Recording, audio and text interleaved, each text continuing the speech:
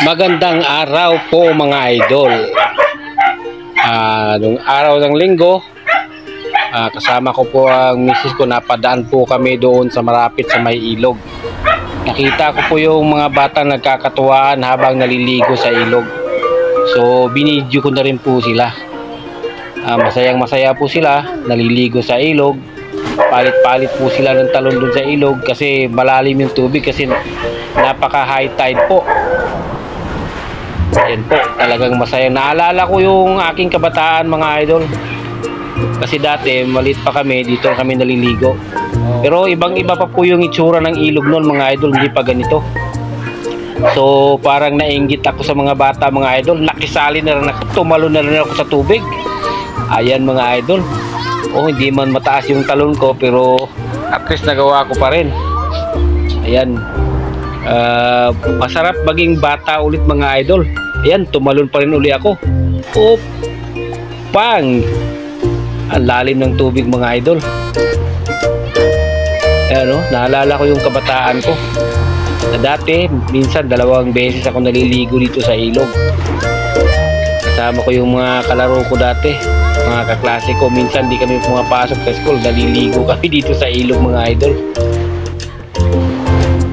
Ayan, tapos sumuong kami sa ilalim ng tulay. Ayan, hindi tulad ng dati mga idol, yung ilalim dito ng tulay, wala itong flooring, malalim dito dati.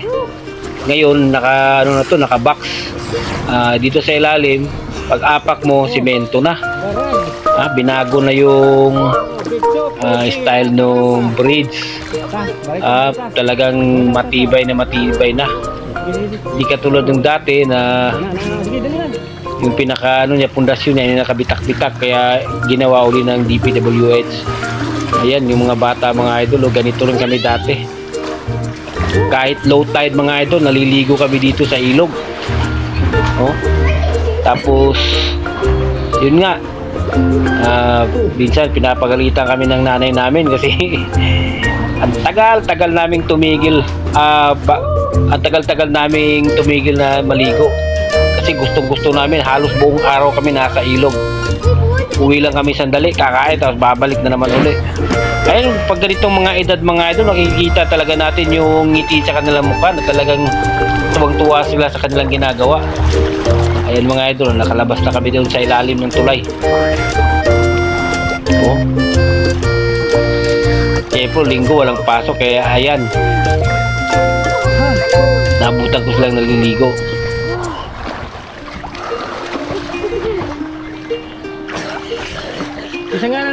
Ito naman yung kasama ko, ito si JM. Si JM to, pangalan niya. Ito naman si Big. Ito naman si Bambam, ang galing mag beatbox. Ito naman si Rapa. Sila yung laging nandito sa ilog kapag high tide at saka walang pasok. Ayan, nag beatbox na si Bambam. Galing.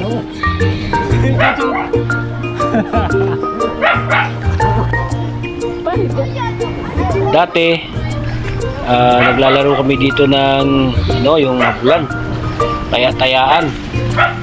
Ayan mga idol, dito kami sa kanal. Yan, sa kanal kami, nakapila kami, lalabas kami papunta dun sa may dagat, sa may bukana ng ilog. Nakisali na rin ako mga idol. Yan, naalala ko talaga yung mga kabataan ko, parang nag-flashback lahat sa utak ko. Tapos susuong kami dito sa may butas. Ingat lang, baka masugatan yung ulo. Ayan mga idol, parang hindi ako magkakasya mga idol. Oops. Ayan, nasa bukana na kami ng ilog. Ang linaw ng tubig mga idol, talagang ang lalim kasi napaka high tide. Ganito talaga pag buwan ng Mayo mga idol, mataas talaga yung tubig. Ayan, akit kami sa taas, tapos talo na naman. Isa-isa. Ayun mga idol. Talaga pag yung mga bata hindi tatakot tumalon mga idol. Ganito rin kami dati mga idol eh. Pero ako hindi ko nakakayanin mga idol.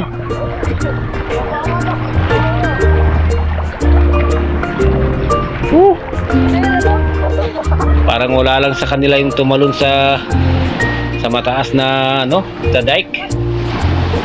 Ito yung buhangin dito sa aming baybayin. Hindi siya white sand pero yung buhangin niya buhay na buhay. Ayan o, linaw ng tubig. Ayan, nasa dagat na naman kami. Kasama ko yung misis ko. Ikiligo na rin siya. Parang nainggit siya sa amin na naliligo dito sa dagat. Ayan yung buhangin mga idol oh. Ayan si Bambam. Ginawang facial care yung buhangin. Ayan yung mga makukulit na bata oh. Gusto nila video daw yung sa ilalim ng tubig.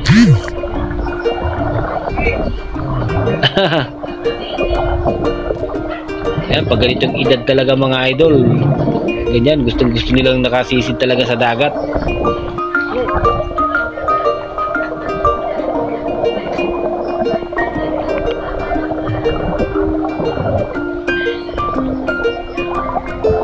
Kala mo mga diver talaga.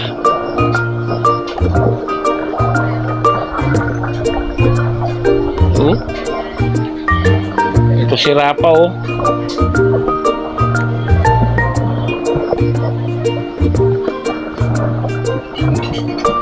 Sabi na i-video ko raw.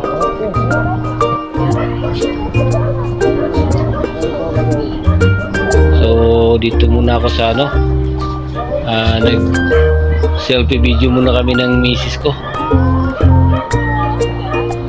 Ayan.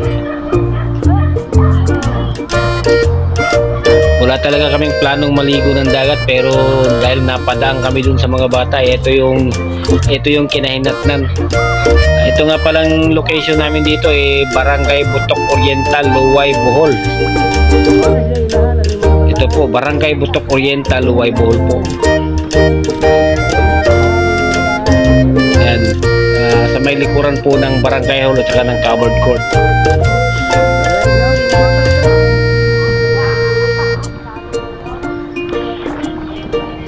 Ayan po mga idol.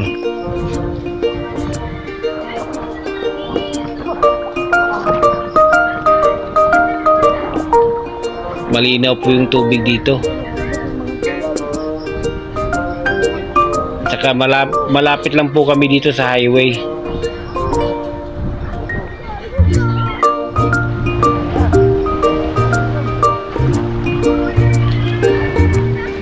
Ayan yung mga batang makukulit mga idol, nakahawak sa akin. Nakahawak naman ako sa malaking kahoy. Ayan. Thank you for watching mga idol. Please subscribe sa aking YouTube channel. Magandang araw po.